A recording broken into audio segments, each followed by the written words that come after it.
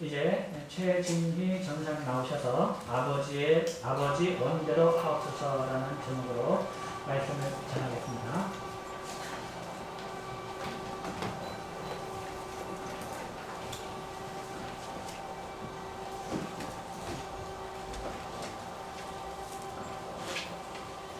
성도님들 너무 반갑습니다. 네. 지금 목소리 많이 떨리죠? 네.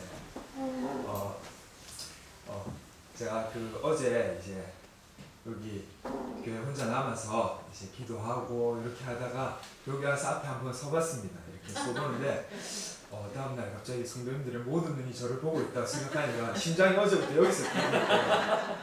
근데 이제 감사한 사실은 저희 삼촌을 생각을 못했다는 사실. 가족들 앞에서 설교하는 건 너무 어려운 것 같습니다. 네, 지난주에 이제 예배가 모두 끝나고 이제 저희 그 청소년부 지금 입교 교육이 있지 않습니까? 이제 다민이, 지원이, 진원이가 입교 교육을 받는 동안 남은 아이들하고 사무실에 가서 열심히 놀고 있었습니다. 막 열심히 놀고 있는데 늘 보면 갑자기 진이야 문 좀 닫아줘 이렇게 하는 거예요. 깜짝 놀라가지고 예? 하고 제가 이렇게 일어서가지고 문을 딱 닫아드렸죠. 그리고 딱 앉아서 보니까 진이야 문 좀 닫아줘가 아니고 바로 옆에 앉아있던 진이나 문 좀 닫아줘 이렇게 하던 거예요.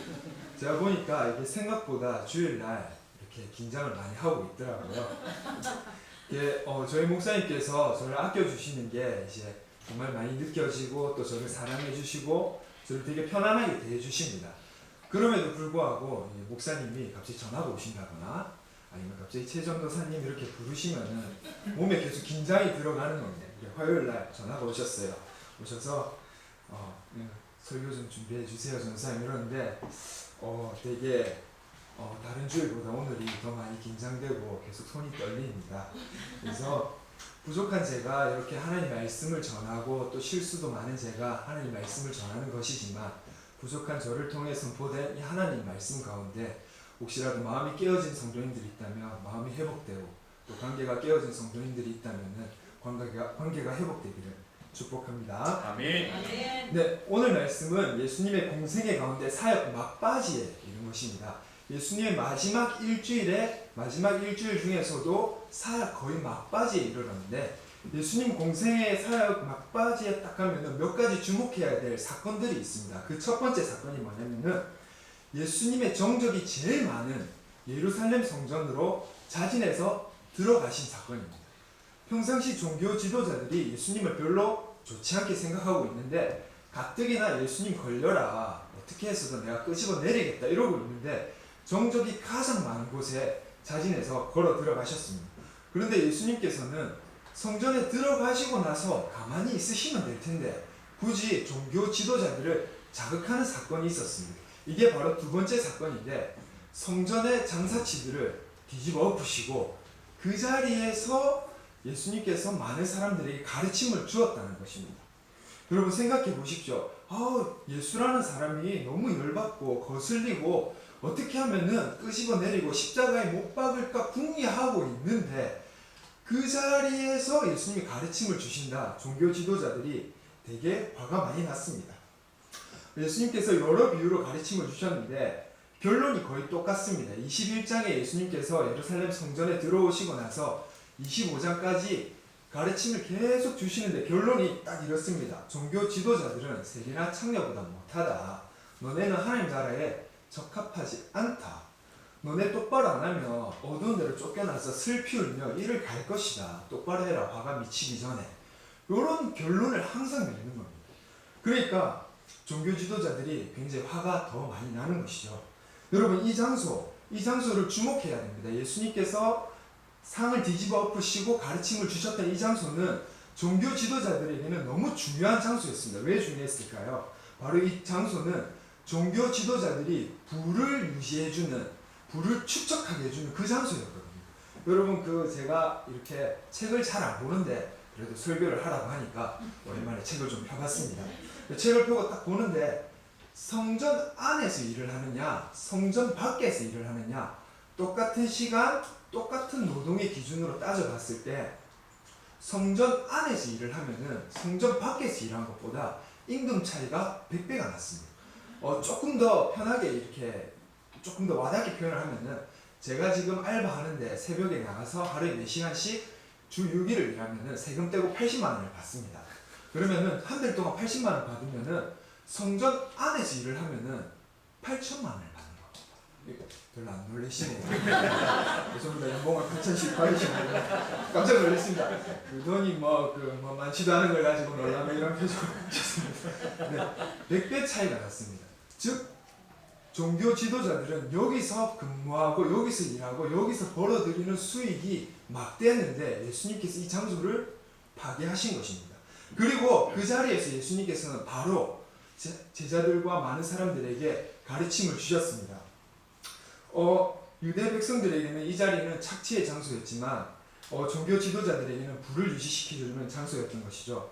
그러나 예수님께서 이 장소에서 말씀을 선포하시고 가르침을 주시자 이 장소는 바로 해방의 장소가 되었고 구원의 말씀을 듣는 장소가 되었고 성전의 원래 기능이었던 예배를 드리는 장소로 바뀌었던 것입니다.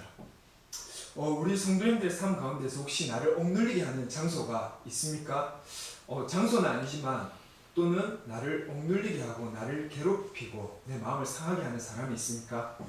저는 우리 성도님들이 고난받으신 예수 그리스도를 통하여 나를 억눌리게 하는 그 장소가 기쁨의 장소, 예배의 장소로 바뀌고 나를 억누르게 하고 내 마음을 상하게 하는 그 사람이 교제의 대상으로 바뀌고 사랑의 대상으로 바뀌기를 축복합니다. 아멘.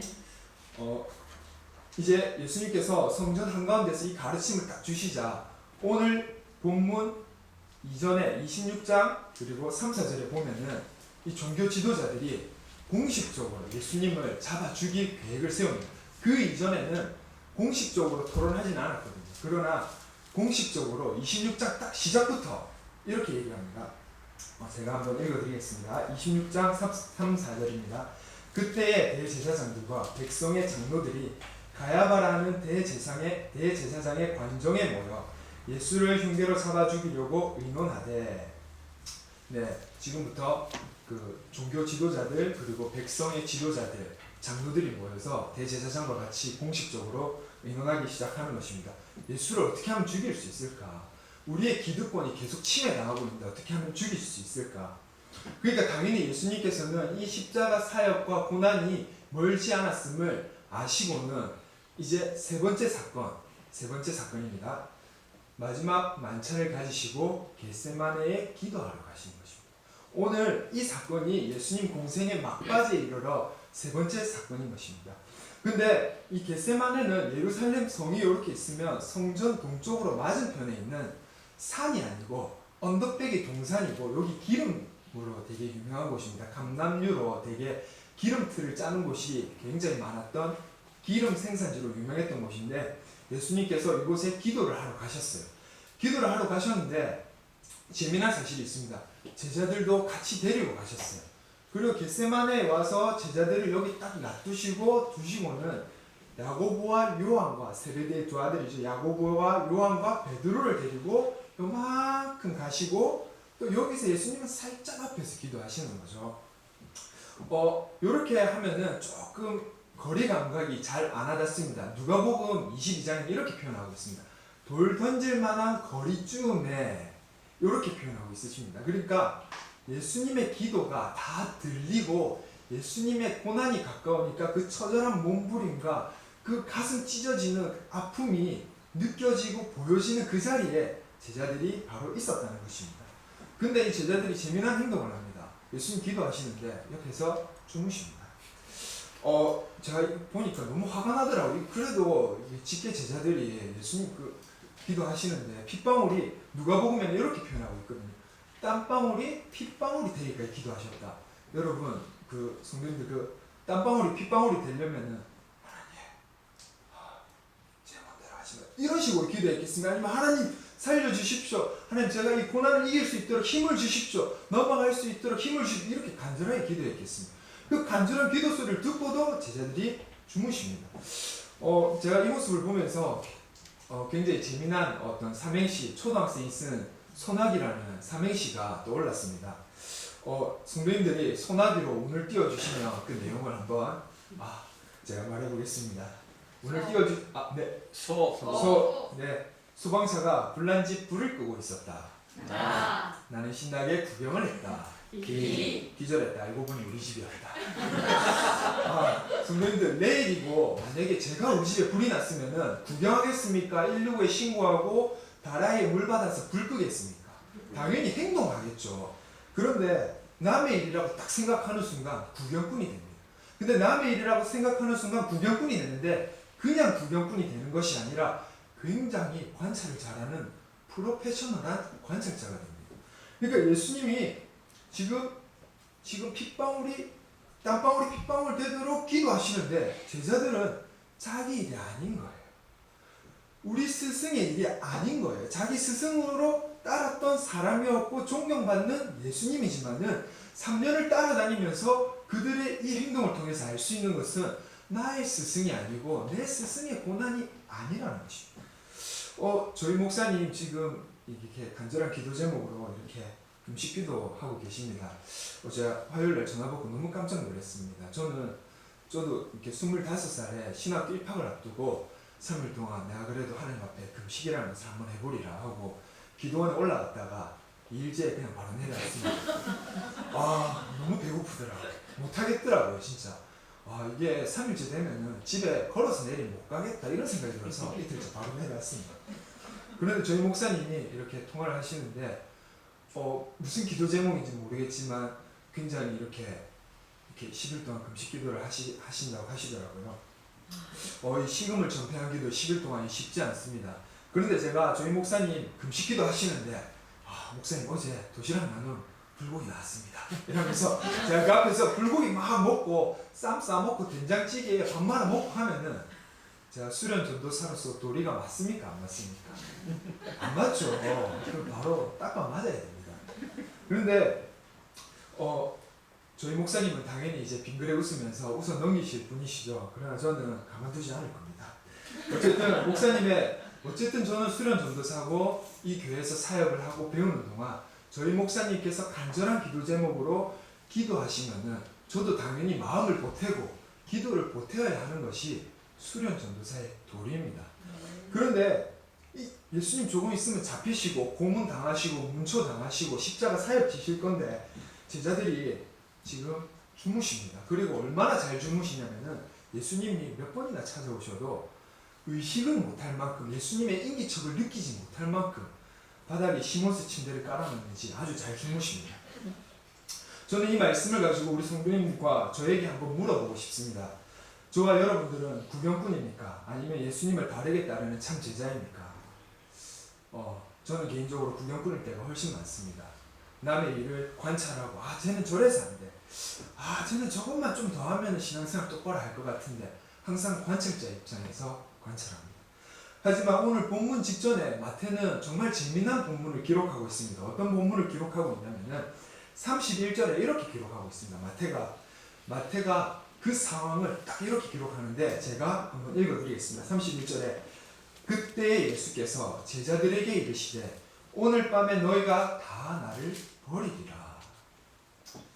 이 마지막 만찬 하시고 겟세마네 기도하러 가시기 직전에 하신 말씀입니다.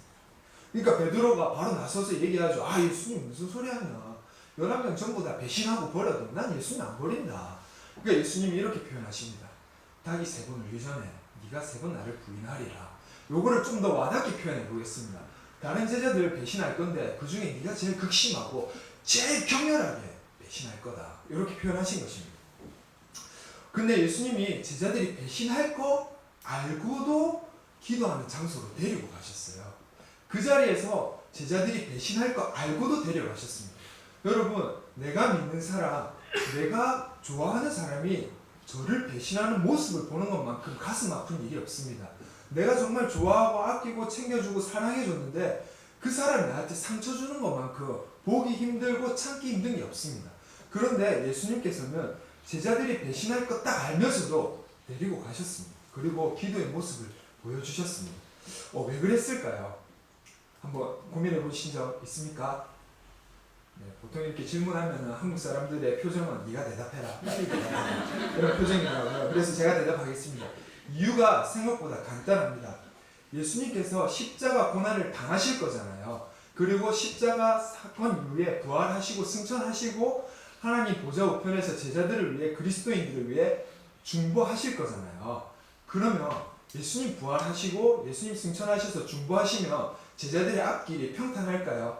복음을 증거하고 생명을 선포하고 하나님의 살아계신 말씀을 증거할 때 제자들은 모두 다 환영받고 모두 다 예수님 믿고 모두 다 그 구원의 기쁨을 받아들일까요? 그렇지 않다는 것이죠. 예수님 알고 계셨던 것입니다. 본인이 십자가 고난을 당하는 것만큼 제자들도 그리고 앞으로의 그리스도인들도 박해당하고 고문당하고 거절당하고 문전박대당하고 가난에 처할 거 알고 계셨던 것입니다.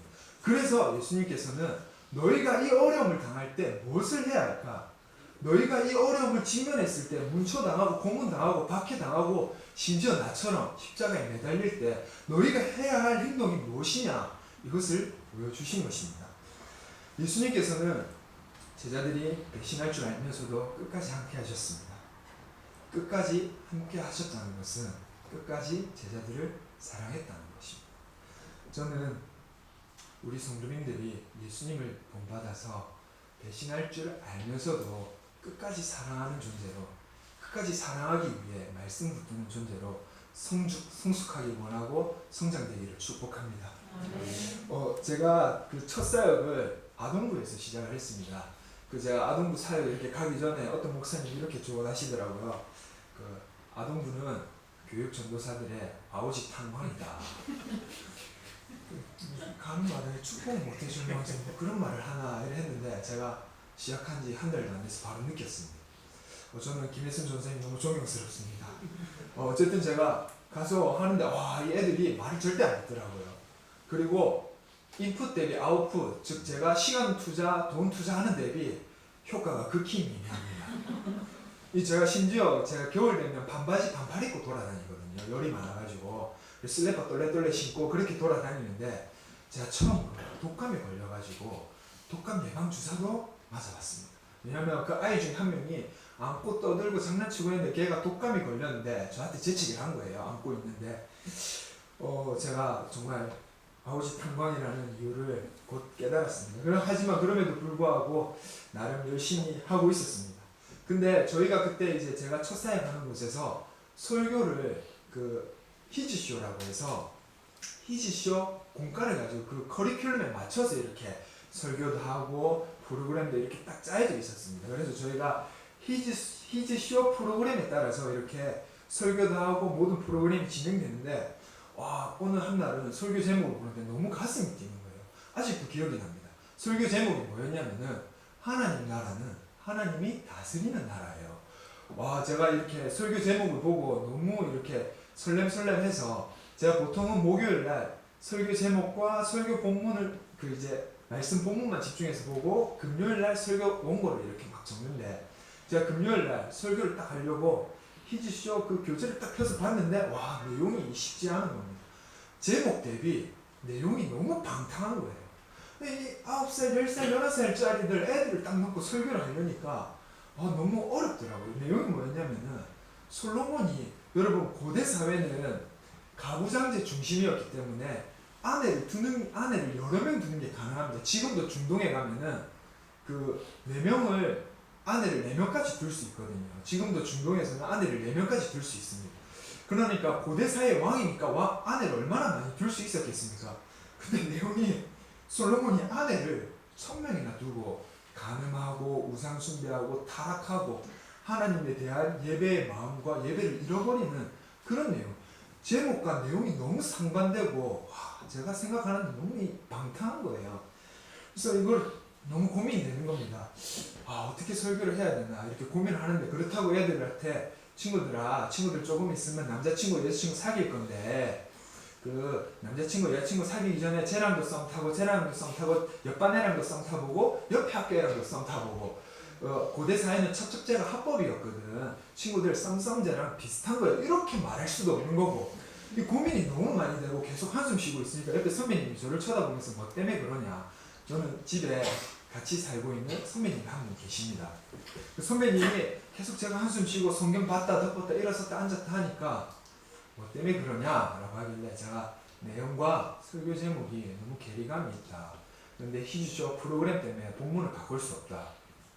그래서 이 내용을 좀 건너뛰고 하나의 키워드 하나님 나라라는 이 단어만 아이들 머릿속에 남았으면 좋겠다 하고 그래서 고민하고 있다. 이렇게 하고 있으니까 선배님이 갑자기 야 진야 여기를 잡아봐봐 이러는 거예요. 그래서 제가 딱 잡으니까 나라 하고 갑자기 뿌리치는 겁니다.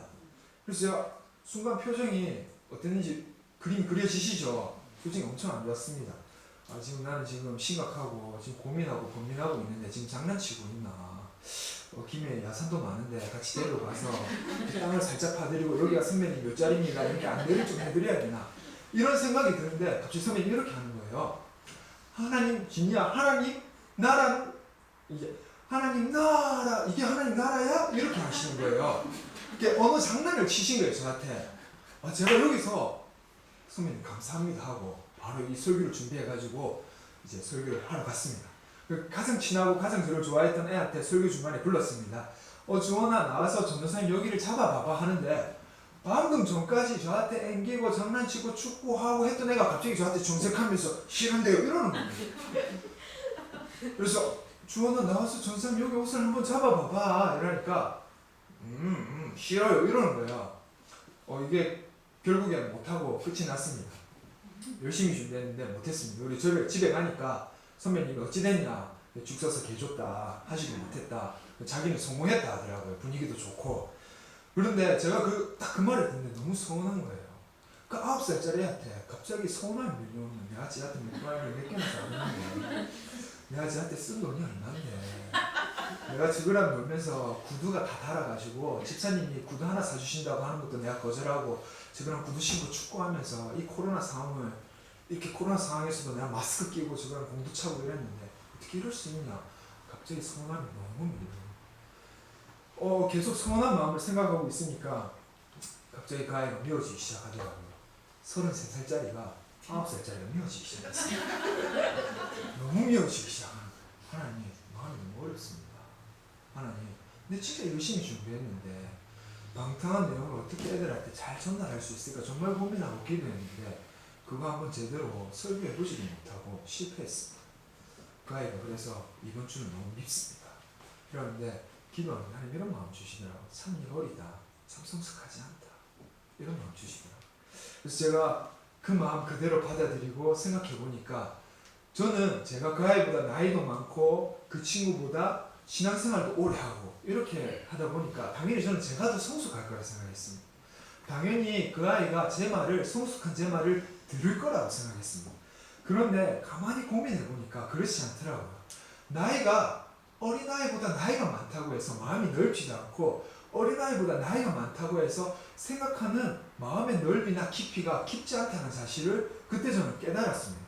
그리고 신앙생활을 더 오래 했다고 해서 믿음이 절대 좋다고 말할 수 없다는 것을 그때 저는 깨달았습니다. 믿음 생활 오래 했다고 성숙한 것도 절대 아니었습니다. 그래서 저는 그 아이에게 너무 미안해서 그 다음 주에 가서 바로 사과했습니다. 아이스크림 초코콘 사주면서 안아주면서 전도사님이 저번 주에 너를 배려하지 못하고 갑자기 사람들이 보고 선생님들이 보는 그 자리에 불러서 미안해 라고 사과했습니다. 근데 애가 기억을 못하더라고요. 하면서 이건 내만 고민하고 있었네 이런 생각이 들었습니다. 마찬가지입니다. 예수님의 이 직계 제자들 몇 년 동안 예수님을 따라다녔습니까? 자그마치 3년 동안 따라다녔습니다.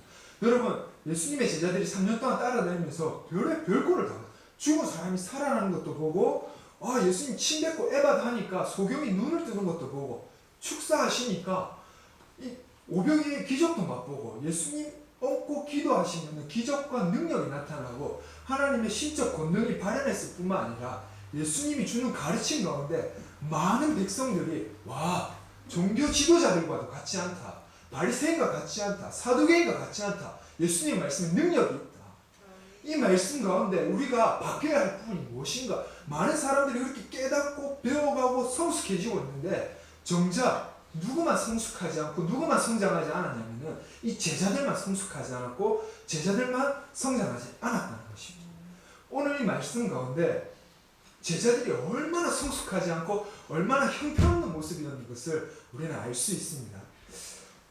이제 설교를 조금 마무리하도록 하겠습니다. 저는 오늘 말씀을 통해서 예수님께서 제자들을 겟세마네에 데리고 기도하시러 가는 이 말씀, 그리고 예수님의 이 행동 속에서 우리가 반드시 알아야 할 것이 있다고 저는 확신합니다. 그 알아야 할 것은 다름 아니라 그리스도인이 고난과 어려움 당할 때 어떻게 해야 되냐는 것입니다. 우리 그리스도인이 고난과 어려움 당할 때 해야 할 것은 다름 아니라 말씀 붙들고 기도하는 삶을 살아야 한다는 것입니다. 그러나 이 그리스도인은 여기서 멈춰서는 절대 안 됩니다. 말씀 붙들고 기도하는 삶은 개인의 영역입니다. 절대 여기서 멈추는 것이 아니라 이 영역을 더 나아가서, 개인의 영역을 더 나아가서 무엇을 해야 되냐면은 공동체 영역으로까지 나아가야 한다는 것입니다. 다른 말로 표현하면은 배신할 거 알고 나에게 저 사람은 나한테 상처 줄 사람이야. 내가 저 사람 사랑했는데 저 사람 나 배신할 사람이야. 내가 저 사람 어려울 때 내가 정말 위로하고 대해주고 잘 챙겨줬는데 저 사람은 나에게 결국 상처 줄 사람이야. 이거 알면서도 우리는 그 사람과 끝까지 사랑해야 되고 그 사람을 교제의 대상으로 삼아야 되고 그 사람을 위로와 사랑의 대상으로 삼아야 한다는 것입니다. 저는 우리 더 사랑하는 교회 성도님들이 주님 오시는 그날까지 사랑하는 공동체가 되고 위로하는 공동체가 되고 함께하는 예배 공동체가 되기를 축복합니다. 아멘. 기도하겠습니다. 하나님 감사합니다. 삶의 어려움 앞에서